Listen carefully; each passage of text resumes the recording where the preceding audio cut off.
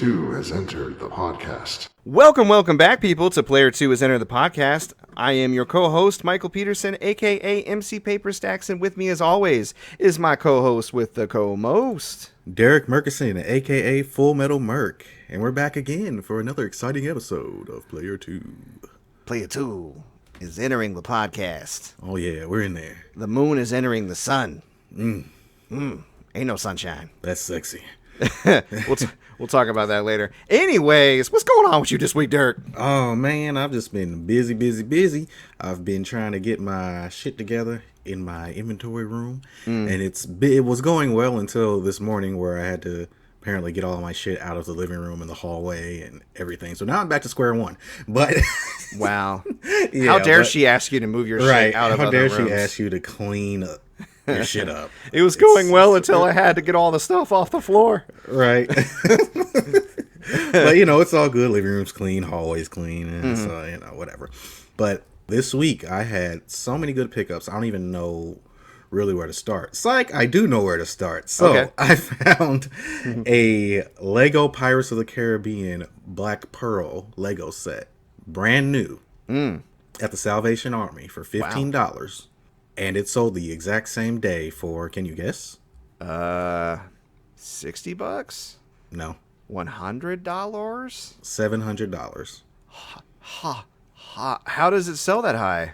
Here's the thing. Lego sets, unlike video games, are not produced as in high volume. And when they retire a Lego set, that's it. So to find one brand new and this scale, like this box is huge. Like, it's a big fucking box. And, like, I had to open it to make sure that the pieces were sealed because they had, like, regular tape over the Lego seal tape. And if you know what the Lego seal tape, it's, like, clear and it's got that black square on it. Okay. So I opened it up. I was like, it's new. I should have just left it. Because if I would have left it sealed, I could have sold it for, like, $900. But well, if they taped it up, then it was already opened. Not necessarily. Oh. Yeah, okay. They could have just did that as extra way to thwart theft, which I'm like, okay, whatever. But but yeah, man, that is my single greatest pickup as far as like what I spent to what I got for it, period, ever. Wow. I was just like, wow, same day. Okay, let's do this. Let's keep going. That's insane. I know. Then the next day, I planned on going to the south side, but I had to take Vicky to a doctor's appointment. So I ended up going northeast a little bit. And I went to this pawn shop, and I was like, got any games in the back? And they were like, yeah. We got PS2, Xbox, blah, blah, blah. I was like, okay, cool. Bring them out. Let me see them. Budokai Tenkaichi 2, 3, Def Jam Vendetta, a bunch of other stuff that's not as good. But if you know, Tenkaichi 2 and 3 are like $60 and $200. Wow, okay. So I already sold Tenkaichi 2. I'm selling those on Amazon, but and they were a quarter. Wow. They were a quarter a piece. So I bought a whole bunch of anime DVDs. It was just a great pickup. It was so great. I love days like that. And I was like, I can't stop now. Can't stop, won't stop. Wow. But yeah, so these pickups are getting crazy. This PS3 stuff is going wild. I basically made a bunch of draft listings for my PS3 stuff. So when people start listing them again, then I can kind of know what to go off of. Because right now, nobody's listing PS3 stuff. Like, it's you'll search for a game, and it'll be like one listing sold out of Japan or something. Ah, I see. Yeah, but I might just get on there and put my prices up, and they'll sell for what they'll sell for, and they'll be the only ones up, and then I can get that money. So that Lego set, did you list it at $700, or did it like go up via like auction? No, I listed it at $700. Buy it now. And somebody immediately bought it? Pretty much. A few hours later. Yeah. That's crazy. Okay. Yeah. What was the original price for it, do you think? I think it was like 100, 150 or something. Holy crap, dude. Yeah. I can't bring myself to pay more than MSRP for something that is being sold secondhand. I know obviously I'm in the minority because holy crap, you wouldn't be able to make a living if that wasn't the case. But right. Wow. Somebody really likes Pirates of the Caribbean. Yeah. I mean, it's maybe crazy, it was man. Johnny Depp. Maybe he was like, I've got to get the pearl. We'll have to get the pearl. Go get that pearl. That ship is mine. Hello, Savvy. Savvy. But yeah, man, that's the thing with Lego sets, and especially with the pandemic still going on, like, hobbies are nuts. Yeah. and Legos have always been crazy, but they're at an all-time high now, I think. So Cool. yeah, man. Well, all right. Congrats on the pickups. It sounds like you are hustling and making that money this week, and I cannot knock it. Hustling and bustling. Congrats. Right on. So what else is going on with you? Actually, it's gonna be my birthday on Tuesday. Oh, well, happy birthday. I'm gonna be officially in my 30s. I say that because I'm 30 right now, but Yeah, I know. I don't call it my 30s until I'm 31 at least. Okay. You know, it's Sure. stupid, but it's my thing. I actually had Vicky convinced that I was turning 30 because we were over her mom's, and she was like, "How old are you going to be?" I was like, "Oh, I'm going to be 30." Yeah. And kind of laughed about it, and Vicky thought I was really going to be 30. I was like, "No, babe, I'm only a year younger than you. Come on, she's a cougar. Yeah. Cougar. She's a cougar. Yeah. Oh, yeah. And she likes me. Yeah. She really does. She loves me so much. It's crazy. Oh, I know. No. Like, I see the way she looks at you. Yeah, she either loves you or she wants to or she hates cook you and eat you. Right. Because Like- that's the only way a person's going to look at you like that. They either want to devour you or they care about you. I don't know which it is, but... Yeah, like she's been making all these plans for my birthday, and she just keeps saying over and over, "I just love you, I just love you, and I want you to be happy, and I want your birthday to be happy." And you would think the way that she's talking about is that I'm like cheating on her or something, and she's trying to keep me happy. Well, I mean, some people genuinely just want to invest in their significant No, other. I know. Yeah, she's a beautiful woman. So Yeah. I find it waxes and wanes in a lengthy relationship. You have those periods where you're kind of just in self mode, and you have those other periods where you're in support mode. You know what I mean? I think the mark of a good relationship is communicating that with each other, you know? There was this really cool technique I heard not too long ago. I can't remember. It was on a podcast where they were talking about no one really operates on 100%, right? right. But if you can communicate what percentage you're at to your partner, they know whether or not they can pick up the slack. So you might be like, "Hey, just got home from work. I'm bushed. I'm operating at 40%. Do you think you can pick up the other 60 with like the kids or dinner or whatever tonight?" Right? And they could be like, yeah, I got this. I'm operating 110. I just had my second cup of coffee. Or they could be like, "You know what? I'm operating at 42. What the fuck are we going to do?" You know, Right, but at let's least come you together both for this last 20. Exactly. Like, at least you're on the same page. You're like, "Okay, here's what we're going to do. We're going to send the kid to grandma's and we're going to order out." You know what I mean? Exactly. Uh-huh. So, yeah, I mean, if you have a partner out there and you find that you struggle with maybe feeling like you're doing too much or that they're doing too much or you're not doing enough, try the percentage. Yeah, try the percentage thing out. Try communicating on a regular basis. Practicing communication, just checking in, super important if you want to make that thing work. So, doesn't prevent every single argument. It doesn't make everything 100% better, but at least you guys are on the same side and you don't have an extra adversary in the fight of life. Right. So that's my whole thing. We're on the same team. That's You don't want your spouse, partner, or whoever to be the final boss. because they know all of the cheat codes. They will wreck you. Right. They will wreck you. Right. They were like, "That's why your mother." No. Right. No! I told you that in confidence. Right. All right. So, anyways, moving on to some quasi kind of sad stuff, I guess. You had brought it up earlier, and I've seen it throughout the week. It actually happened just recently, didn't it? Was it a couple of days ago that DMX passed away? Yeah, it was yesterday. It was yesterday. Yeah, Wow. it was yesterday. It I don't know. Maybe it's just because I'm on Twitter too much. It feels like I've been reading news about DMX for days. But that's probably because he was. You have. They've been saying that he died like days ago. But That's they were because he wrong. was he in a coma or? He was in a vegetative state. That's right. Okay. Yeah, man, it's messed up, man. DMX is a legend. Yeah, and he's only an 50 years absolute old. legend. Yeah, he's only 50 years old, man. The last music hip hop artist that passed away that kind of hit me as hard was Nate Dogg. Like, Yeah. Nate Dogg, that was that. Whew. Whew. Both my dogs. Yeah. That's why yeah. that's why I smoke weed every day, just Right. for Nate Dogg's memory. Hey. Smoke weed every day. Oh, Nate Dogg. Oh, Yeah. DMX. DMX. Yeah, I was really a big fan of his, especially back in like late 90s, early 2000s. Mm-hmm. And I think we all were. I mean, he's got the most classic of hits. I was thinking about the Mr. X mod in Resident Evil 2, how when he shows up, they play DMX's song. X gonna give it to you. And you think it would get old, but it actually gets funnier and funnier every single time it happens. It's one of those things that just escalate, and pretty soon you're dying and crying by the time he comes out. All you hear is dun, dun, dun, fuck. No. And then sometimes he like punches you with the beat. It's fucking beautiful. Mm-hmm. It's like he knows his theme song is playing. Right. But yeah, rest in power, Darkman X. You will be missed. The dog. Our hearts go out to your friends and family. And you know what a dog needs? Do you know what a dog needs? A dog needs a bitch. Arf, arf. Not just any bitch. Yeah, that's kind of No, I know.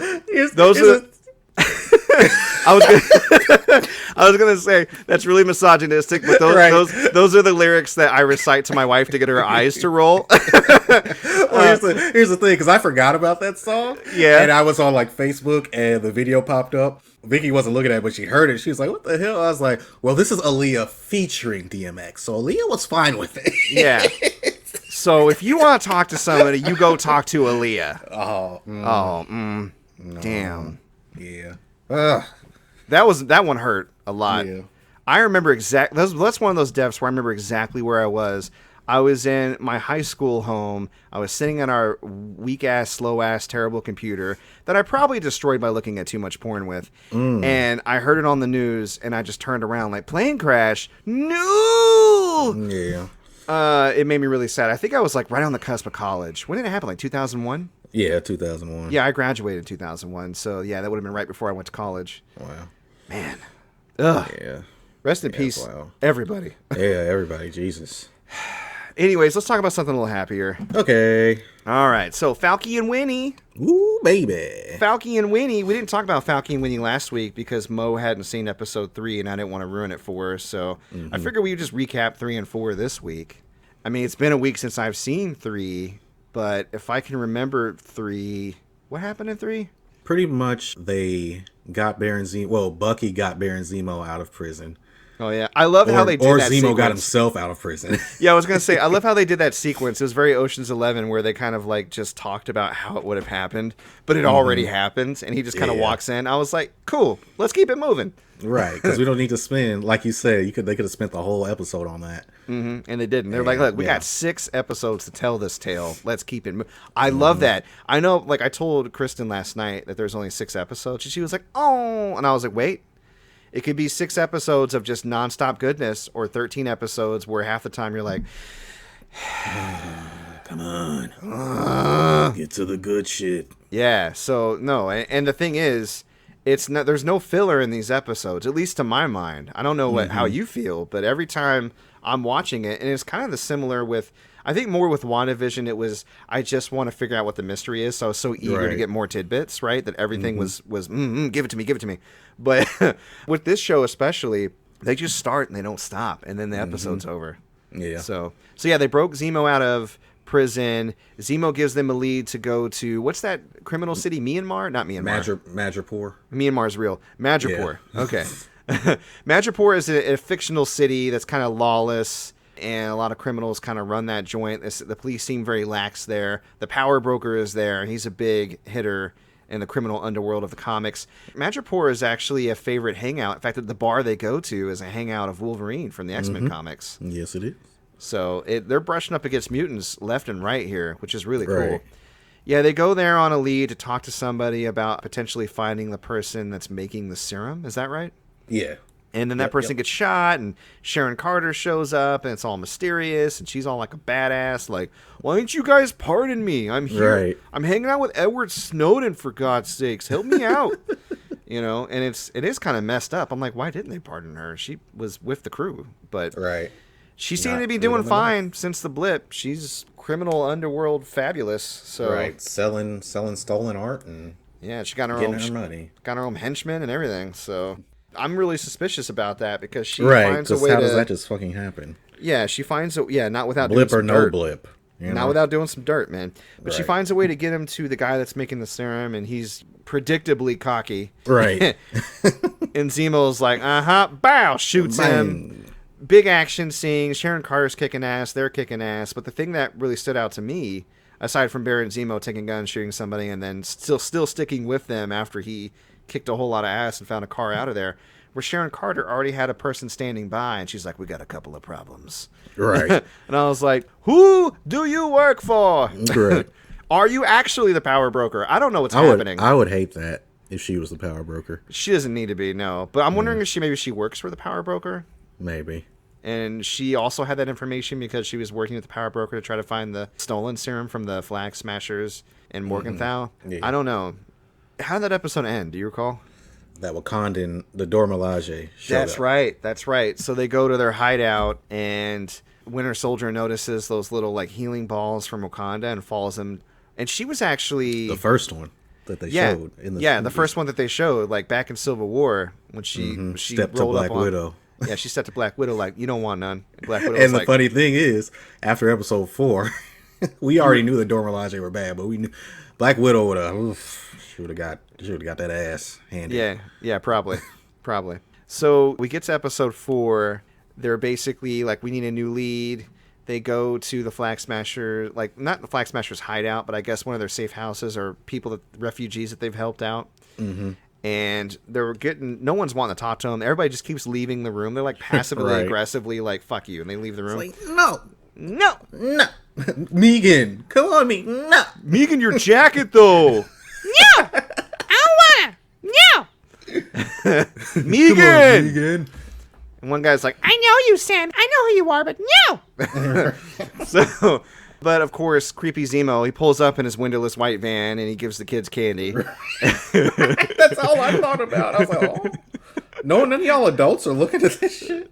Yeah, all of them were looking but they weren't doing anything. I'd have rolled up like, "Come on, let's go." No, you are not giving candy to my child.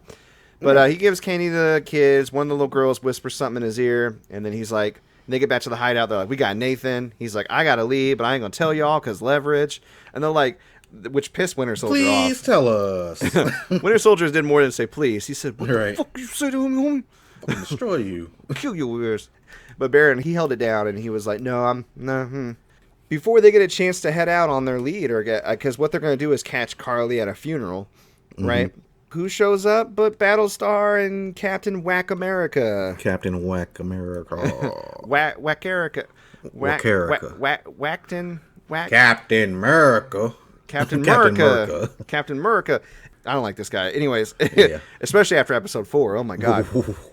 So they're like, "We know you guys know something, and we're gonna take Baron Zemo, and you're not gonna do anything about it." And they're like, "Will you calm your tits, dude?" So then, like, they're like, "Look, we got a lead. We're all gonna go together. It's fine." Which I'm like, why would you take him? But it didn't look like It's he was not gonna like take. he's not going to follow him. I was gonna say, it didn't look like he was gonna take no for an answer, and they were on a tight timetable. Well, not take no for an answer. So, I'm gonna take no for an anthem.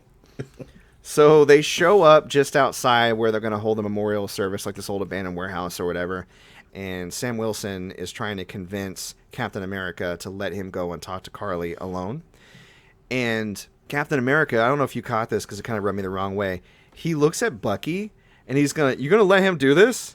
Like Bucky's the one in charge or whatever. Right. Mm-hmm. And you gonna let your boy do this? And he's like, well, or I think he said you're gonna let your partner do this. And he goes, well, we're not partners. He does what he wants. And then Sam like kind of speaks up and goes, I used to counsel veterans. This is a thing that I do. This is my wheelhouse, man. I know what I'm doing. And it just rubbed me the wrong way that he was like, Whiteman, you're gonna tell your black friend to chill out? Right. I don't know. Maybe I'm picking up on something that's not actually there, but it just ugh. They even shot the Battlestar, and Battlestar kind of gave a look. I was like, right. Okay. So, anyways, they finally convince him to wait. Captain America handcuffs Baron Zemo, and they just kind of stand there, and he's pacing a lot. Falcon shows up and just kind of stands at a second floor window above the memorial in plain sight so Carly can see him while she's delivering a eulogy. It visibly shakes her a bit, but she continues with the eulogy. Everybody eventually leaves. She's like, I saw you. He came through like, yeah, I know. But he came through and starts talking to her. And he's having a really convincing conversation with her about, you think you're the hero, but you're actually the villain. You know, your ends are justifying your means, but your means are killing people. What's up? You know. Yeah. They shoot back to Captain America, and he's tweaking. He's like, I need to dispense justice. Ooh, look at these nipples. And they can't get him to sit still. And then he like goes up to Bucky, and he's like, are you going to let Sam Wilson die? And I was like, what? He'll be fine. Right when I think he's starting to get to Carly, of course, fucking Captain America busts in like, Carly Morgenthau, you're under arrest. And she's like, I knew I couldn't trust you. And I'm like, how did I not see this coming? Right. So big chase ensues. Carly ends up losing the serum in the chase. And Zemo's like shot her in the stomach and he's coming after her. And then he goes, is this what I think it is? And I remember Kristen going like, oh my God, is he going to take it? And I was like, nah, that's not really Baron Zemo's ideology. He would likely, and then before I got a chance to even get it out, he just starts stomping the serum. And I was like, that's on brand. That's my Zemo. That's my Zemo. And, I mean, he's just like Carly. He's got an ideology he's willing to kill innocent people for, but he still sticks to it, right? Right. So he starts stomping him out. Then Captain America shows up and gives him probably the world's worst headache with that shield. You just see his shield come off camera like, bow, knocks him out immediately. And he notices, and I was like, oh, no. He notices that there's one vial left, and he pockets it before everybody else shows up. Yep. Not great. And it's funny because there's a parallel conversation that happens in this episode that I think is really interesting. So when they get back to the hideout and Zemo's nursing his giant Captain America shield headache, Zemo talks to Sam and he's like, if you had the chance to take the serum, would you? And Sam immediately is like, no. No. And Zemo's like, wow, that was quick. And while they're chilling there back at the hideout, Captain America shows up, and again, he's all just, justice! We're taking Zemo! We're taking him now! Blah! And they're like, you're not taking Zemo. And they're like, you want to go? I'll even set the shield down, bro. Make it even, bro. I'll set the shield down, bro. Right. And then Dora and Milaje show up, and they're like, we will take Zemo. And I was like, oh, shit. Yep. And, of course, Captain Hardon, like, turns around, and he's just like, well, you want to go? And they're like, dude, no. Don't. You'd rather fight fucking Bucky than these people. Yeah, right. And sure enough, he tries to do a condescending, like, shoulder clasp. Like, hey, I bet we can all. I get it. As soon as his fingertips get within, like, molecule range of that woman's shoulder, she just, like, 4-hit combos his ass with the spear, which he calls pointy sticks, which I'm like, microaggressions. Anyways, so they start taking to whooping Battlestar and Captain America's ass. And Bucky and Falcon are just kind of sitting back like, should we help? I don't know. You're doing good there, buddy. And they got, Captain America on the ropes. He's laying down. She's about to stab him with the spear. And about to kill him. Finally Bucky comes in like, hey, okay, easy. And then she does some weird shit where she like basically deactivates and drops his arm. And he looks at her like, why the fuck didn't you tell me about this? Right. He looked so betrayed. I know. Like, he was like, how could you do this? Right. He's about to cry. And this is the same woman, again, from Civil War, but also the one that helped him like unbrainwash. So they have a bit of relationship. You know what I mean? So there's a bit of a betrayal in the fact that she healed him and helped him back to mental health, obviously helped him with his arm and everything else. And she harbored the fact that, no, at any time I could have deactivated you. Right. They eventually calmed down enough to realize that Zemo had slipped out during the fighting. He basically pulled what Sam Wilson called an El Chapo. Yeah. He went to the bathroom and slipped to the sewers. They left, and Captain America's like, they didn't even have powers. Right. He's so upset. And later on, a butthurt Captain America. Soldiers. They weren't even super. So later on, Battlestar and Captain America are having a conversation. And Captain America asked Battlestar, if you had a chance to take the serum, would you? And then Battlestar, without hesitation, hell yeah. And he's like, you wouldn't be worried it'd make you crazy or anything? He was like, I figure, it just augments what's already there. And I was like, don't take it, Captain America. Don't take the serum. Somewhere off camera, he takes it because Carly calls Falcon's sister, threatens her, and then gives Falcon location to meet Carly. They meet. Captain America somehow finds out where they're all at, shows up. Shit goes south real fast. They're all fighting. And then in the fighting, you realize that Captain America's already taken the serum. And they're all like, well, we'll deal with that shit later. Because, he throws his shield into a wall, and it, gets stuck there. And it's like, That was kind of like that could still, because I was still like, maybe he took, but then he kicks the guy like down a full flight of stairs and he like slams to the wall like the shield, and I was like, yeah, he took it. And during the fighting, they're all kind of kicking each other's ass, and then at one point things get real serious, and then Battlestar gets thrown into a wall, and basically I thought he was either paralyzed or killed, but it looks like he was killed because Captain America goes to like and he just goes nuts, right? And Winter Soldier and Falcon, they go chasing after Carly, and then Captain America just leaps out of a window and just sees one of them. Not even the dude that actually killed Battlestar, just one of them. Right. In fact, I don't think it was it Carly that killed Battlestar? Yeah, I think so. I think so too, but she had a mask on, so I wasn't 100% sure. But yeah, and he goes chasing down one of the super soldiers in a public square, and this is close to where the episode ends. He gets him cornered. The guy's laying like on the ground, his hands up. You know, he's laying on his back. He's like, I didn't kill him.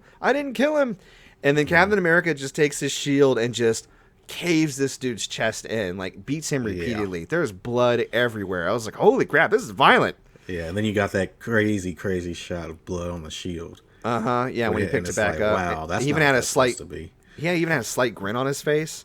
And then at one point he licked the blood off the shield. Did he? No, that didn't happen. Okay. But still, it was bad. I missed that part. Shit. No, he might as well have, though. Oh my god, it looked, he really enjoyed it. And basically, this is showing you just how unlike Steve he is. Because if you remember in Civil War, Steve had the chance to do that to Tony, and he just decided not to. Yeah, and dipped. Well, yeah, same little shield bash. But yeah, it was a great episode. No, it was. It ended on a banger, and I was just like, whoa, hold up, crap. Right, and got 2 more left. 2 more. So I'm thoroughly enjoying the show. I'm so pleasantly surprised. I know we had talked about it before the show came out, and I was like, I don't know how it's going to work, but everybody in it is great. You know what I hate? Even before this episode, Wyatt Russell had to shut off his Instagram because of all that harassment he was getting. Yeah.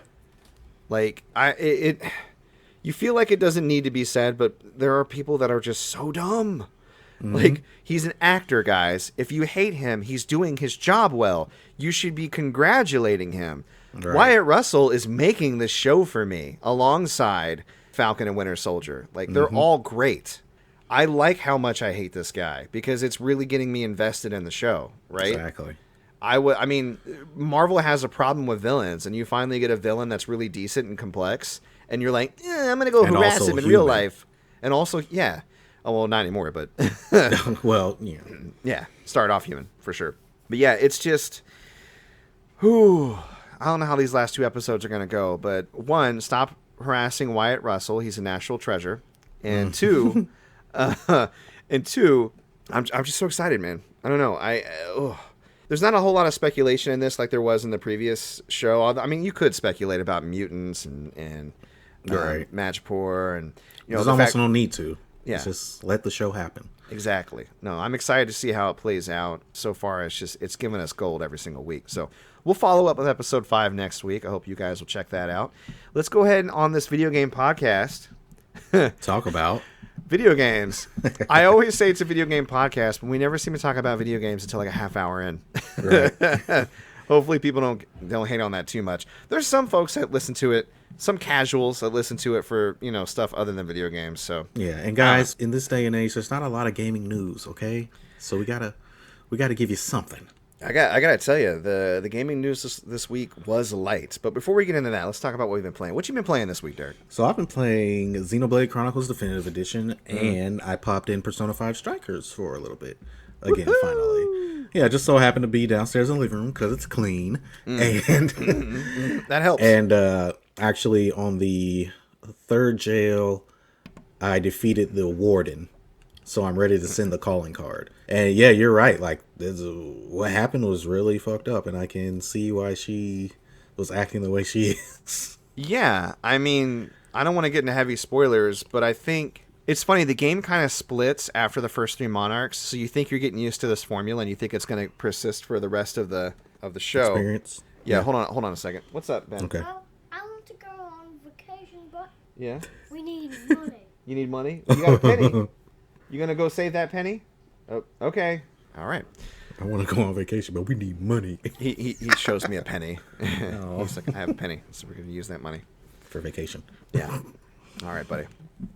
Okay, where was I? Oh yeah.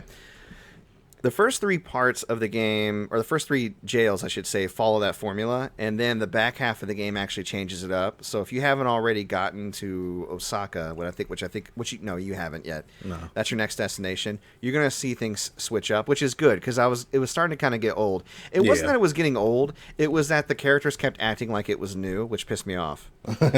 Like if the 3rd jail, they're all like, "How are we gonna get to those cages when there's a thing in the way?" Wait, do you think that these cages are the key to unlocking the... I wonder how we're going to get past the... Is this a warden that blocks their memories, you think? Wow, I can't believe this person had some sort of trauma that made them into a monarch. Yeah, it's just like, for fuck's sake, guys. I mean, come on. This game could be shorter. Yeah. Yeah, no, I'm just saying. Like, I love... The dialogue and the story, for the most part, is great.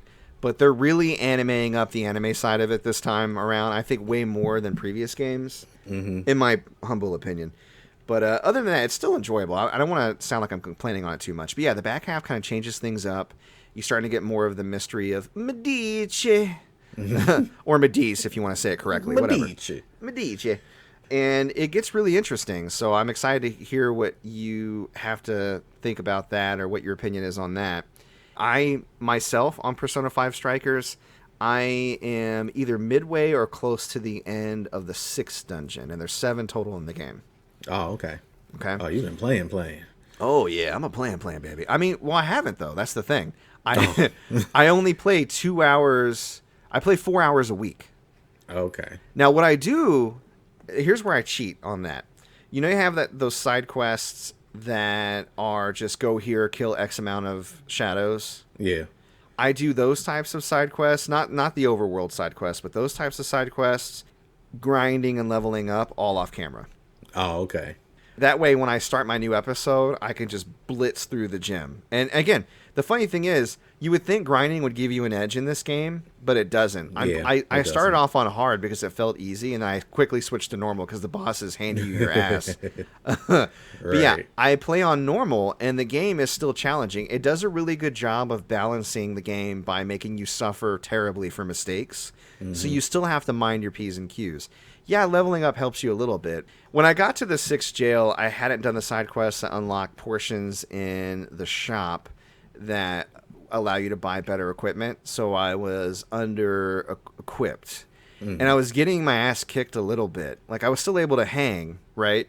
But I was like, whoo, it's been a while since I actually had to grind. Because sometimes in between episodes, I don't grind at all. I may do a couple of the side quests, and that's it, because it just doesn't feel like I need to. And then other times, the difficulty starts to ramp up again. I'm like, okay, I got to grind. So, but grinding is fun. Grinding. Grinding. So I find it really fun to grind in the game because you're not just working for levels. You're also working for persona points so that Joker can do fusions. You're also working for bond points so you can put stuff into like the bond abilities, right? And I actually finally have bond experience maxed out, which just makes me feel good. Dope. So now I get the most amount of bond experience. Not my actual bond experience bar, but I mean like the amount that you gain. Right. That ability is maxed out. So I'm not losing anything when I grind, which is nice. Awesome. But yeah, I'm really looking forward to doing that spoiler cast with you. I'll probably, just the way the game is going, like the rate and the speed at which it's going, and I'm approaching the end, I'm thinking I'll probably be done in 2 weeks, maybe another 4 episodes, 3 or 4 episodes. Okay. I honestly might just start blitzing through it. Yeah. And like skipping side quests and stuff. I mean, the side quests don't take that long, though, dude. You really wouldn't have to skip them, to be honest. No, I know, but I just to focus. Okay. I gotta do my focus. He's like, okay, when you get your ass kicked. Well, do this at least. We talked about this last week, I think, but make sure you at least do the side quest from the party members when they're like, I want to eat a special type of ramen or something like that. Mm-hmm. Like, talk to everybody in the overworld map to get those quests.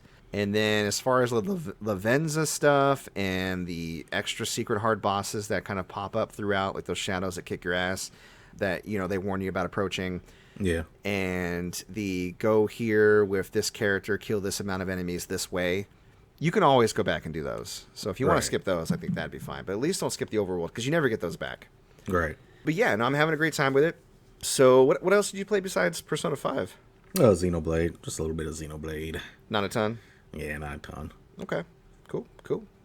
Well, I got into a few games this week. I didn't actually get to do Monday Night Brawl, which made me sad.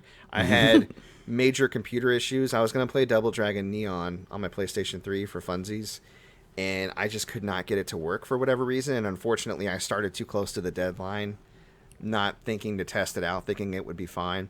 It was probably an HDCP problem, but I couldn't figure out how to adjust it like I can on PS4 and PS5.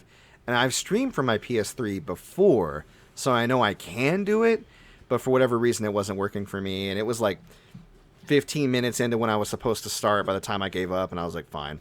Damn. Yeah, I put in comments and stuff for anybody that was showing up to watch me. I don't usually get a ton of regular viewers on Monday nights, though, so hopefully it was fine. Okay, cool.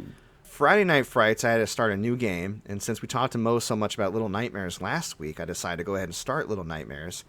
What sucked is it was on sale at GOG for like $3 or something stupid. Mm-hmm. And I saw that. I was like, okay, cool. I'm going to pop into GOG and buy it. And then I think it was like Thursday when I was like, I should probably really go into GOG and buy it by now because that sale probably isn't going to last forever. And I go in, it was back up to full price. It was like $30 or something. I was like, no! So, and then I went to Steam and it wasn't on sale, and it wasn't on sale on consoles. And I found this, like, not shady site, but one of those Steam key sites where you're like, where'd you get the Steam key? Right. And I didn't ask too many questions. I researched the site itself to make sure it was legit, and the only thing it said was, sometimes we're not 100% sure where they get these Steam keys. And I was like, fine. And I ended up paying like around $4 or $5 to get a key to play it. So, Nope. yeah, I figured since it was legit on sale, you know, for less than that very recently, I felt not as bad about buying it for that cheap. Right. So hopefully, don't come get me, feds. Anyways. Feds watching. Oof. Yeah, I had mentioned to Mo that it looked a lot like Limbo to me, and it plays a lot like Limbo too. Oh, yeah. Yeah, it's a 2.5D type of game, and you play as this. I didn't know it was a little girl until I researched it after my first episode. There's a little girl named Six, and she suffers from like debilitating hunger pains. Oh. And so she walks around trying to escape like this prison, and the sense of scale and scope is all warped. Like she's really tiny. Like it opens with her sleeping on a suitcase, but like it's giant. Like the suitcase is bed sized, right? And there are other creatures in the world that are much bigger, and there are like big props. She mentioned like, you know, the hanging imagery. I did go across some hanging legs and a chair, and the chair was gigantic. And like she had to like scoot it across the floor like barely just so she could reach a door handle. So that's what we're working with here. Yeah. And I mean, there was tense moments though. There are these leeches that can insta kill you. There's a lot of things that can insta kill you, kind of like Limbo with the spider and stuff like that. There's this long-armed janitor man who's blind and he breathes really heavily and he tries to kidnap children. And at one point, because you're so hungry, he like puts some food in a cage and like tricks you into going there and eating it and locks you up, and then you kind of have to break out of the cage and escape him. And right now, I still think I'm in the section of the game where I'm trying to get away from him from level to level. Mm-hmm. So it's fun though. I have to admit, I've played a little bit of it, and I was like, okay, I can Yeah. get behind this. Yeah, I'm having a good time with it. So I plan on playing that again next week, and then I plan on, once I finish Little Nightmares, probably getting into Little Nightmares 2. So if you see it on sale and I don't, let me know. I'm going to try keeping an eye on the price, see if I can snag it for something decent. Okay, Because I know it was $20 at GameStop like last week or something. It might still be. Yeah, I might go ahead and pick it up then. But yeah, I'm playing it on Steam right now, and I'm having a ball with it, so I'll continue doing that. Let's see. I kept playing Resident Evil 4 even after I finished the stream. I was playing like Assignment Ada, and I went back through on like a professional run through on the game. Is it raining? Yeah. Holy crap, dude. Yeah, it's raining bad. It's like really loud. There might be some way we can get past that. No worries. But yeah, just playing a lot of extra bits of Resident Evil and having a good time with that. Not much really to say about it other than I love it. Right. I kind of can't wait for the remake. I want to see what they do with it. But I got a lot further in Shadow Hearts, and I got a lot more of the plot unlocked. there's this kind of demon sage called Dehuai who's trying to get this invocation done, and he needs Alice, one of the main characters, to do it. And he tried it like maybe 20 years ago and failed, and the main character's father foiled him in his attempt, and there's all this stuff going on. It's actually kind of decent. It still takes every opportunity to perv out on its women characters, which I just... okay. Right. But the gameplay remains solid, and the story is interesting enough to string me along, so I'll probably eventually beat that, and maybe even try some of the sequels. I still haven't found Covenant for a reasonable price. Yeah. Covenant is the second game, right? Yeah. Okay. And I heard that Covenant and the third game don't lean as much into the horror as the first game does. Yeah. So maybe it's a moot point. Maybe I don't really even want to play Covenant. Maybe. Yeah. Woo, it's raining outside. Yeah, it is. You know what? We're gonna leave the rain in. It's gonna be the quiet storm. Yeah. Player two has entered the quiet storm. We're gonna start speaking really softly and close to the mic, and we're gonna help you fall asleep to our discussions of video games and things. So yeah. So before I get into the Nuzlocke this week, because unfortunately there's not a ton to say, because I'm still doing the grinding holdover from when I was doing last week. Yeah. There was a game I discovered today when I was looking at some of the gaming news. So we talked about Lil Nas X last week, right? Yep. He released a browser game called Twerk Hero. You can play this game right now if you want. It's at Montero Call Me By Your .name. All right. And basically you take your mouse cursor and you left click and hold his ass and you move it around to twerk his butt. And it's like a rhythm game. You have to twerk at the incoming diamonds or whatever they are, and while Montero plays. Right. So, yeah, okay. It's called funny. What now? It's called Montero Call Me By Your .name. The game is called Twerk Hero. Okay, I'm just about to look up Twerk Hero on YouTube. Yeah. Watch somebody else play it. I gotta tell you, it's a browser game, so you can immediately start playing it. It's a lot funner, I think, if you're the one twerking his butt. Right. But it's so stupid. Anyways, so I played that this week. And then the Pokemon Diamond Nuzlocke. Hold on, I'm sorry. This thing said, grab the booty. Hold on. Okay. It's going to start blaring that song on your ear, too. Grab the booty and hit the incoming temptations. Oh, yeah. Oh, yeah. Yeah. Coming by your name. Yeah, now that song's stuck in my head, too. Oh, hell no. Twerk that ass. Are those butt plugs? They might. Diamond butt plugs? I don't know. This is such a bad game. Oh, man. Props to him, though. He's having too much fun with dropping that single, man. Man. Oh, my God. Anyways, Pokemon... on to something a little more wholesome. Pokemon Diamond Butt Plug Nuzlocke. Yeah. Actually, to evangelicals, the two topics we're about to talk about are equally as satanic. On to satanic Pokemon. So, I continued training on Route 213, and I basically didn't stop until my whole team was level 30 to 35. Mm-hmm. And my Golbat, Nips, actually evolved into a Crobat. Nips. And my Buizel, Judas, evolved into a Floatzel. And Buddy is still a Badoo, but that's because Buddy evolves with friendship, and I just got Buddy, so what are you gonna do? And I continued along a beach to a beachside hotel called Hotel Grand Lake, and I hopped inside. They said they were all booked up, but they healed my Pokemon. And when I popped out the backside of the main hotel, the hotel is built of all these individual condominium buildings, and it's along Route 213.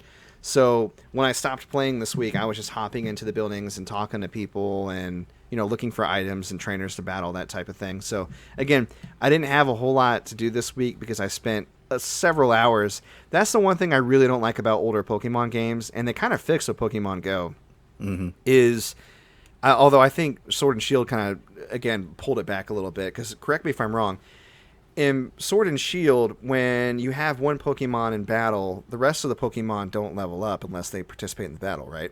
No, they all get experience share. Oh, they do. Oh, yeah. Yeah. There's experience share. Okay. Well, that's kind of what I liked about Pokemon Go, is because you get experience with catching Pokemon and battling them, and the whole team gets experience. Mm-hmm. Well, in the original game, you have experience share, but it's only carried by one Pokemon. Right. And it wasn't until I think Black and White they allowed you to toggle it to let other, again, to kind of upgrade it. But just leveling up just takes forever. Yeah, And- it definitely, the newer games respect your time more. Yeah, definitely. And the thing is, I could have cheated on this Nuzlocke and just exclusively used Monfernape. I could have. Because that's how I used to do it. Old school Pokemon games, you start with like the original games. If you just, without fail, stick to your starter and use only that Pokemon, you can power over level just by sheer virtue of using it for every single battle. And even on a type disadvantage, it could pretty much kill everything in the game. Yeah. Save for maybe the Elite Four, but even then, I'm pretty sure in the earlier games, like all the way up to like Gen 3 and up through Gen 3, I think I could finish all of them, including the Elite Four and the Champion, with just one Pokemon. Yeah. You know, Not which very is why Nuzlocke was born, because it was a way to augment the difficulty. But I decided to do the Nuzlocke legit and actually use proper Pokemon, which means I'm splitting my experience, which means that I do actually have to grind, and this is the part that I avoided for a reason. So next week I'm going to call this episode or part 5.1. Next week I should have a full-on part 6. So Awesome. we'll get there when we get there. We're getting on in the episode, though. I think we actually were able to fill the time, even though we didn't have a whole lot of gaming news, and that is good. But let's get to gaming news. I got a couple of things to pop off. Not major news this week, but things you may want to be on your radar. So I'll let you know what mine are. You let me know what yours are, and we'll go from there. So I got just 2 bits of news this week. A lot of people may have seen it. E3 is coming back this year. Cool. And it's the first time. They canceled it last year, I believe. So we were just a year off, right? Because it was on the year before, correct? Right. Okay. Want to make sure. E3's been on the decline for a while, so I couldn't remember if it was coronavirus or another reason that people stopped going. But it was definitely coronavirus, obviously, last year. Right. Now, correct me if I'm wrong. You mentioned this earlier, and I want to make sure I heard you right. Sony is still not going to go to E3 this year, correct? Right. Microsoft and Nintendo? Yeah, Microsoft and Nintendo are attending? Honestly, I'm not sure. I don't think... I don't know, man. E3 just might be dead. This might be the last, E3. Yeah, because it's not just about the format, but it's about the venue and the way that people handle it. I mean, remember they had that massive information leak for journalist information and developer information. Yeah. They've had a lot of controversy over the years. And again, people are finding that it's just as effective to release directs and state of plays, right? And whatever else you want to call them, than it is to actually go spend a ton of money to do like a physical show or whatever that only journalists are going to show up to, which would report on you either way. Right. We'll keep a close eye on developments. E3 could still be a hub for some news this year, so obviously we're going to cover it and kind of bring back, our thoughts and impressions on it. If E3 dies or this ends up being the last E3, I'm not going to cry any tears for it. Yeah. I mean, I'm kind of upset that I never got to go to one. Yeah. But, I think I'll be all right. Yeah, and there are other video game related expos that are a little bit less cynical than E3 that are still going that we can go to eventually. So maybe if we get really huge, we'll start making it. We'll have a booth at PAX. Yeah. Or go to Tokyo Game Show. Player 2 has entered the booth.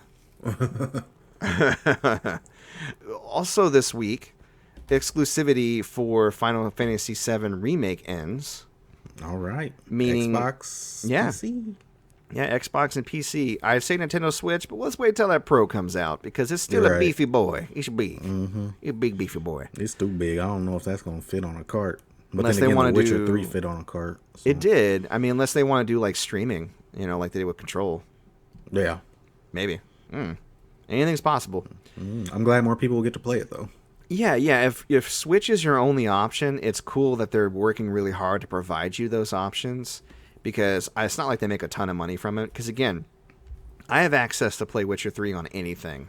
And for me, PC is probably the best, but that's not my most comfortable gaming setup. So I like to rock it on PS4 or eventually PS5. That's where I would recommend it. So, all right. what do you got going on this week for gaming news? Okay, so there have been some reports about first-party titles in Sony's lineup.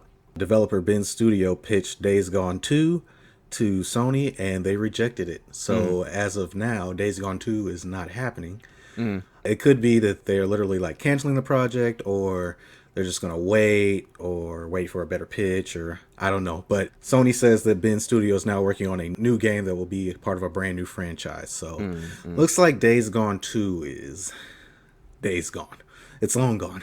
We're gonna work on that one. But yeah, man, it's kind of sad. I only played it for a little bit, and it was fine. You know, I don't find it sad. I wasn't into it. Yeah, really. I was gonna say I don't find it sad. I wasn't into it either. I'm not gonna cry tears over a game that basically no one really dug, because again, they have the numbers. They gave it away for free on PS Plus, and then again for that collection for PS5. Yeah. If people really wanted to play it, they'd be playing it, and they would have the data to support, okay, enough people would probably be interested in a sequel. They had a little bit of hype before with their whole zombie wave mechanic or whatever, but it really just didn't play out too well in the story, and I played it and enjoyed it okay too, but again, it didn't blow my mind, and I didn't finish it, so obviously it wasn't that great. Right. Yeah. So other news from the Sony camp, apparently there is a Last of Us remake in development for PS5.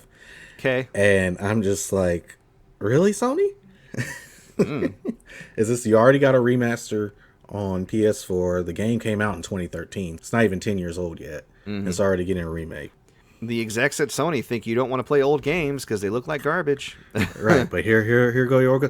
And speaking on that, man, I really think that there's no way Sony doesn't come out with some sort of backwards compatibility at this point, closing down all these stores. They need to. Like, I think it's just it was taking too much money to keep these stores open. They're like, we're gonna put all the money that we were putting into putting them on the PS5, because it makes no sense not to. I hope it'll literally just print money, but who knows what Sony's thinking. I hope if they actually do put it all on PS5, I hope if you already have the license for the game on Vita or PS3 or PSP, that it carries over and they don't pull a fucking Nintendo. Because Nintendo is really bad about you buying a game and then them releasing the same exact version of that game on a different system, being like, buy it again, stupid. Right. Don't you want to play it on new stuff? But traditionally, Sony's been pretty cool about that. Traditionally, you buy a game on PS3, you automatically get the Vita version or automatically get the PSP version, depending on what type of game it is. You know, they're really good about like cross-platform among their own in-house platforms. Right. We'll have to see. Yeah, so I don't know why they're doing it. I know why they're doing it, because money, but Jesus, Last of Us remake already. Yeah, I don't know if I would buy go it. For that. No, I'm not gonna. I don't need to play that game again. I've already. Right. I don't need to cry anymore. You know, it would be nice if they were actually working on Last of Us 3. That would be nice. Right, or another Uncharted game that was apparently canceled. Oh man, that's canceled too, huh? Yeah. Yikes.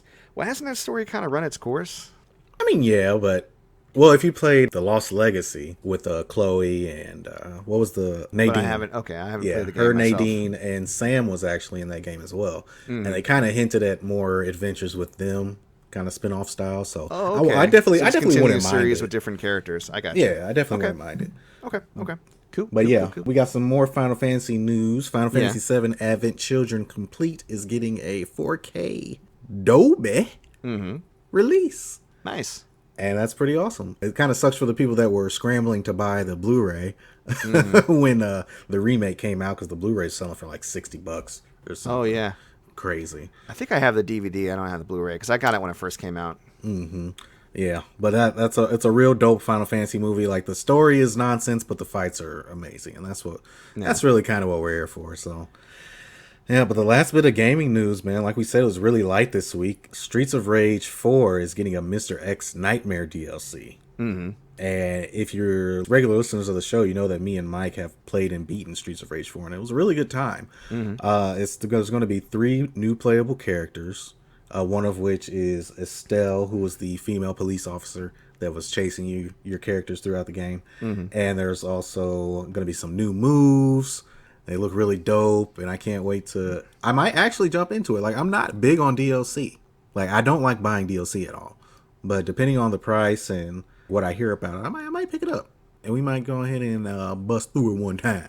I am down to clown with that game anytime, man. Certainly. Yeah. We need to play more online multiplayer. I struggle with getting people online. Yeah, I'm like, well, play online with me. Literally, I'm like, I want to play online, I really do, but most of the time I'm just in a mood where I'm not with it. Yeah, I'm no, just I not with understand. it, or I'm busy. I'm just like, I don't wanna We get need to online. we need to take action though and make a point to play a specific time slot. Just set it aside to play online. We got to get it in. It's like a muscle. When you start exercising it, it'll be easier to get back into it. Because I agree with you. It's so easy to just be like, I made Right. plans, but I could also break them. Let's break the plans. Let's break these plans, bitches. There's nothing that feels better than like having plans and then going, oh, we can't tonight? Cool. Right. Although lately with this whole pandemic thing, if I had plans to go out and it was everybody involved was vaccinated and then they canceled those plans, I'd probably die. Like, no, I need to go out, please. No. I'm actually getting my first dose of vaccination next week, by the way. Sweet. Yeah, my wife just had her second, so she's good. My in-laws, her parents, are already vaccinated, and then me and my younger brother-in-law, Jonathan, both of us are getting our vaccinations. So the only person left in our bubble would be Ben. Yeah, cool. Yeah, Vicky's getting hers at the end of the month because she actually is going back to school, like classes, in-person classes. Okay. And they require you to do it, so. Yeah. Well, good. Yeah, so she's doing that, and I'm going to get mine scheduled here soon, and I think we've waited long enough, you know. Yeah, no, I'm actually really excited to be able to get out and see people and not have to worry about, a life-threatening disease being caught by me or, more importantly, spread by me to others. Because even after my whole pod gets vaccinated, I'm not going to just go visit somebody who's not vaccinated because I'm going to be out here in these streets. I don't want to spread it around to people that are vulnerable. So Right. I'm going to do my best. And I think that's something that people should remember. Continue to wear your masks because you don't know in public because you don't know who's vaccinated. And if you're visiting with people and you're fully vaccinated, don't be like a U.S. senator and go, well, I'm vaccinated, so I don't know what you're going to do. Right. Be considerate of others. Find out if they've had theirs. And if they haven't, maybe hold off. That's all I'm saying. Yeah. So We all made it this far. right. Yeah, let's close out strong, guys. Let's close out strong. Speaking of closing out strong, I got a question I need to ask you. I've been thinking about it all week, Derek. I just got to know. This week, what you feeling? I am feeling some more stuff on HBO Max. You know me, I've been on the DC train. Last week it was Doom Patrol. I think the week before that it was Harley Quinn. This week it is Young Justice Season 3. Man, you were just blazing through these shows. I really am, man. I'm No wonder you ain't got no time to play online. Bruh. Busted. Like, I'm literally like staying up till 1 a.m. watching Wow. episode. Like, the first night that I started watching, I watched like 7 episodes. That's cool. In a I'm really row. happy that you're finding all these really cool shows. That's great, man. Yeah, it's really like, and I love American animation when it's good. yeah, Like of course. Avatar and Young Justice, they're like top notch. So Yeah. it's really dope. Young Justice was a series that started, I think it was like 2010 or something, and it got 2 seasons, and then it was canceled, and then it finally came back like 2 years ago, and I'm just now getting around to see it. So it's really dope, man. So Young Justice Season 3, you're feeling it, and it holds up. Yeah, it does. It holds up. There's some shoehorning of some social stuff in there, which is kind of like, okay, let's move on. Yeah, I hate it when it's not as organic. You know what I mean? It's Like, definitely not. I definitely love social justice. Sense8 was like that. Do you remember Sense8? I started watching the first episode and I was like, wow, so much sex. Oh, Yeah. I like and the then I sex turned it part. off. No.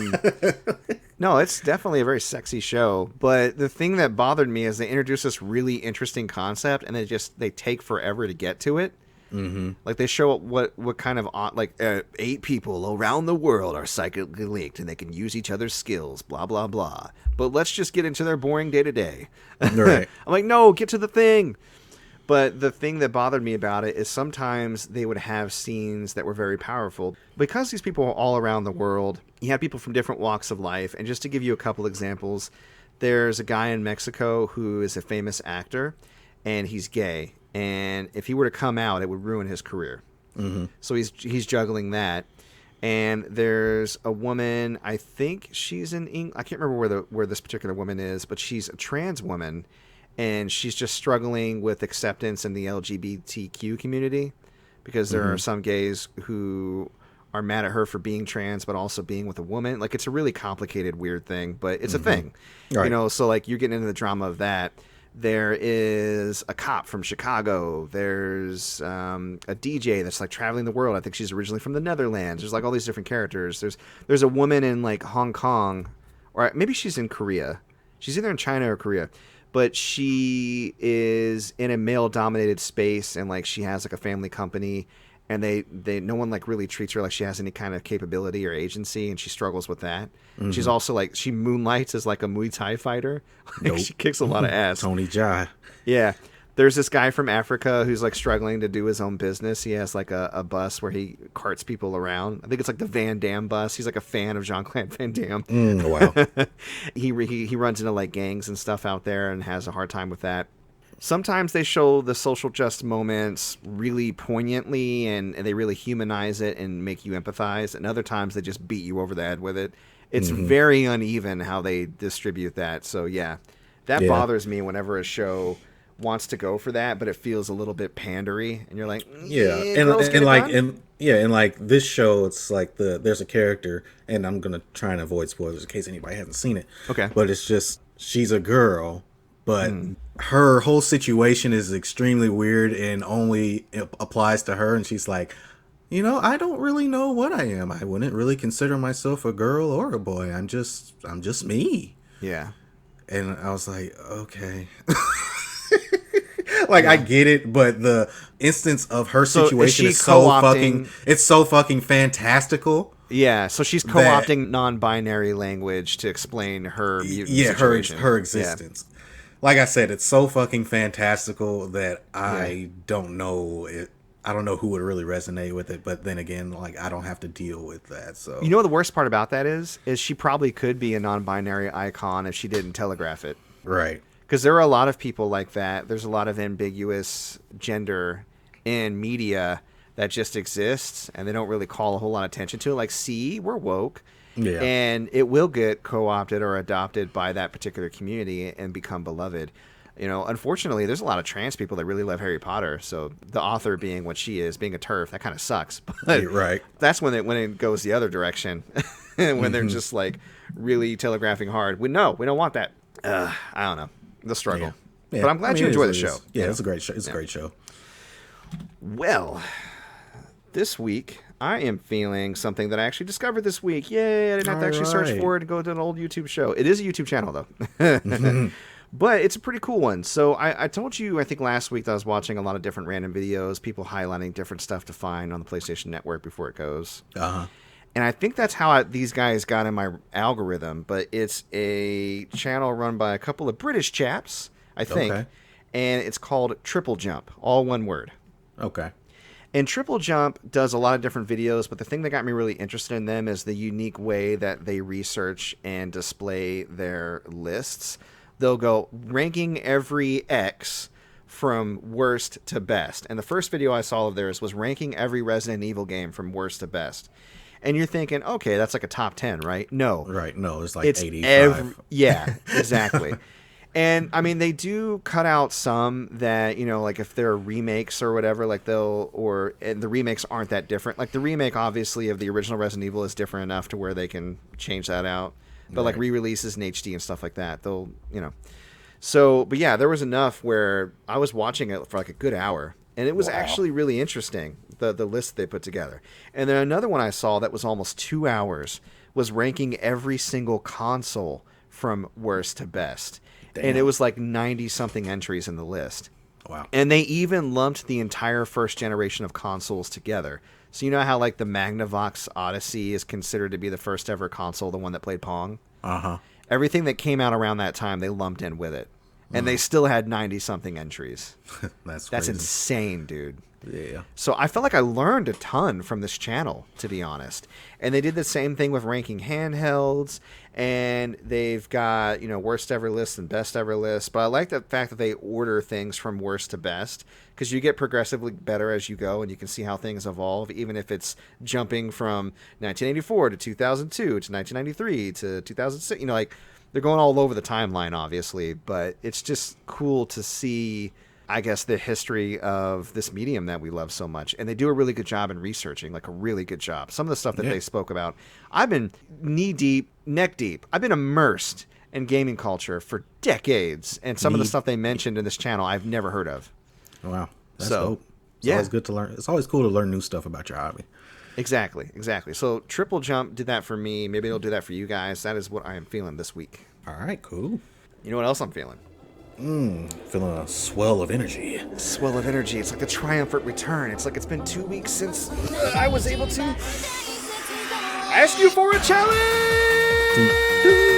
It's time for the Derrick X Mike Anime Challenge. And this week we are watching Berserk episode 22 and Full Metal Alchemist Brotherhood episode 60. Woo! Get in there. All right, we got 2 more episodes of this show left of the Derrick X Mike Anime Challenge. After this, we're getting down to the wire. So, Derrick, I have to ask you, Berserk episode 22, was it hype? It was super hype and weird as fuck. Oh, I love it. Tell me all about it. Super weird. Okay, so we start out Griffith's in his dungeon, and he's just literally, it's all darkness. All we see is his helmet and his eyes. And then he's looking towards the wall, and he's just contemplating on his life. And he's looking towards the wall, and then one of the bricks on the wall, or stones, pushes out.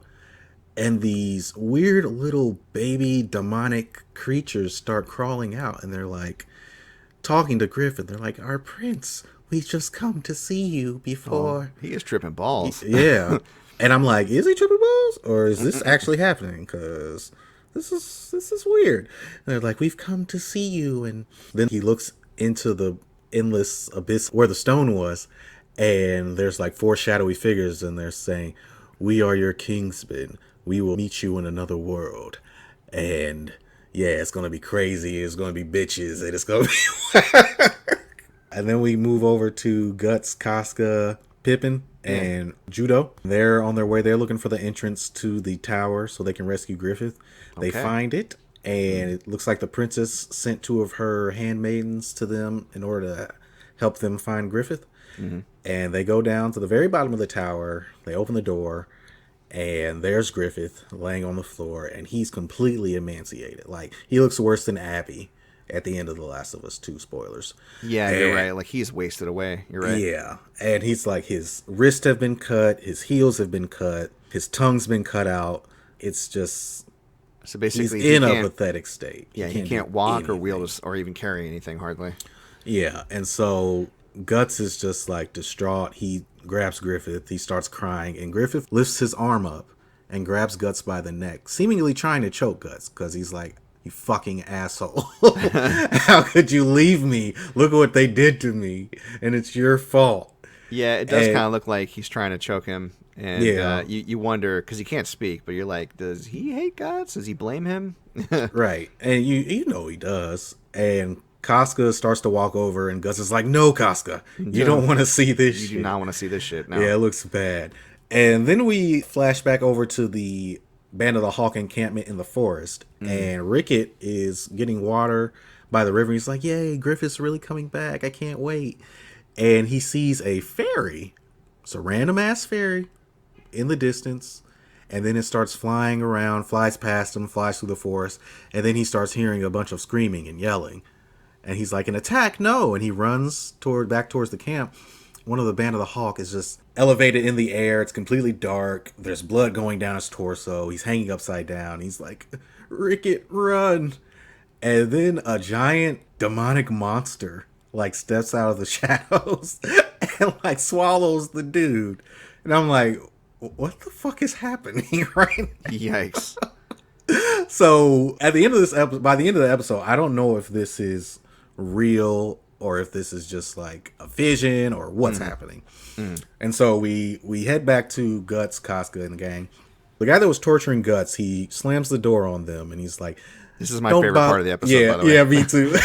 He said, don't bother pulling your sword. This door is 4 times as thick as it looks. And Guts, like, not only does he stab through the door, but he completely busts the door down and impales this guy. And the guy, for some reason, is like, why? Why? And I'm like, what do you mean, why?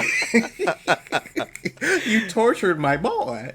And then he was talking shit. So Yeah, I loved how he locked them in, like, yeah, I got you. Yeah. Don't even try to bust down this door. And he starts to talk about how strong the door is, and you just see this sword, Guts' sword, just burst through. Right.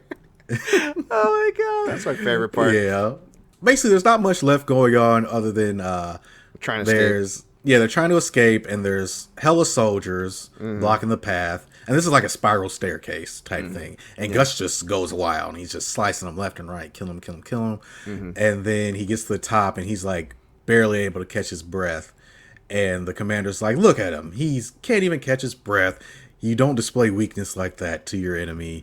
And then Guts just proceeds to kill them all anyway. Yeah, he wasn't out of breath because of the stairs. He's probably out of breath because he's still wrestling with the emotional whiplash of seeing his best friend. He's probably having a fucking anxiety attack. Yeah, and you do not want to approach Guts when he's having an anxiety attack Right. with any kind of murderous intent, because he will not be nice. Yeah. And so after he kills everybody, Casca walks over and and she starts wiping the blood off. Like, Guts is covered in blood. She starts wiping the blood off. She's like, his "Hey, big face. guy, the sun's getting real low." Yeah. And Pippin has Griffith on his yeah. back. And Griffith sees Casca wiping the blood off of Guts' face. And his eyes get real big. And, like, there's, like, anger filling him. And I was like, uh-oh. He's like, I know I didn't go for it, but that doesn't mean you can. Right. Well, I was looking at it more of a point for, like, Guts is mine. Oh. And not even in, like, a sexual way. Like, Just he's everything, just mine, period. Yeah. No one you know else what? can have him. That's actually a really good point. He is That's actually a loyal really good only point. to me. Yeah. So, yeah. And that's pretty much where the episode ends. They put him in a carriage and they ride off, and then they get chased off by some soldiers. Yeah. And, yeah, that's the end of the episode. So, Griffith is in the lowest point of his life, and it's getting wild. Sun's getting real low. So you said you have episode 23, 24, and 25 left, right? Yep. Okay. All right. Well, we'll catch up with you next week on episode 23. And I'll go ahead and let you know what happened in Full Metal Alchemist, episode 60. Okay. Things are getting pretty heavy right now. Right. So the episode is called Eye of Heaven, Gateway of Earth. And we start off where we're in that little area where Father has trapped his sacrifices. Edward and Alphonse start to battle Pride to keep him distracted as May decides to take on Homunculus Father herself. It doesn't really work out that well, Yeah. but we'll get to it. Above ground, the Ishvalan start to lay alchemy transmutation circles throughout Amestris, and they're like busting into people's homes, and they're like, "Ah!" They're like, "Don't be afraid. Is this your house right here on this map? Okay, we're gonna set stuff up. Don't worry about it." Right. And then they shoot over to Wrath and Scar fighting.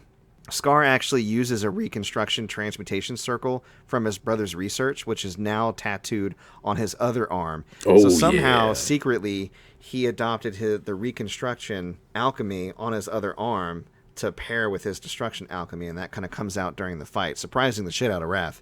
Right. He's like, "I know it's against my beliefs, but I never thought I'd use it, but here we are." I was like, okay, fair enough. Right.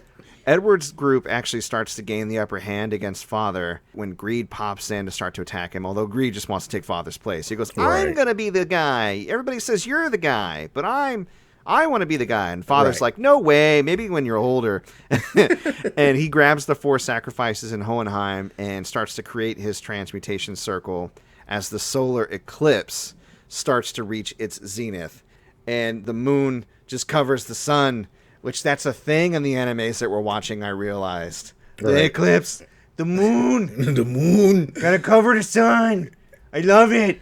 I think that's the reason why we like these shows so much, because we just want to see the moon cover the sun. Right. We Do wanna it. see darkness envelop. Everything with the moon. So that actually happens, and then your transmutation actually starts to kick up and absorbs all the souls in Amestris. Like, everybody gets knocked out, killed, or paralyzed. I can't tell exactly what's happening, but it looks like they're dying. Yeah, their souls are getting sucked out of their bodies. It sucks. Yeah. And it gives Father enough power to open a gateway above Earth. It almost looks like... Do you remember that scene from Spaceballs where they turn that ship into a giant vacuum cleaner? And they got the code for that planet, and then it opened up a giant gate that they could use to suck the air out. That's kind of what it looks like. There's this huge ethereal gate that like opens up, and then Father basically addresses the moon, and it's like the gods. Give me your power, and like I the will moon no longer be bound by you and your rules. Exactly, and then it like splits and it turns into a giant eye itself, and it's like reaching down to him, and he's reaching up to it, and it's basically him unlocking the entrance to heaven, and he's absorbing the being within, like the eye of God itself. He's absorbing that into him and taking it, and I was just like, oh. Okay. I didn't expect that. So he's going to become a god, literally, by absorbing the existing one. He will become as gods. Yeah. Yeah, so that's where the episode ends. Cool. Yeah. Wow. I was like, oh shit, that's...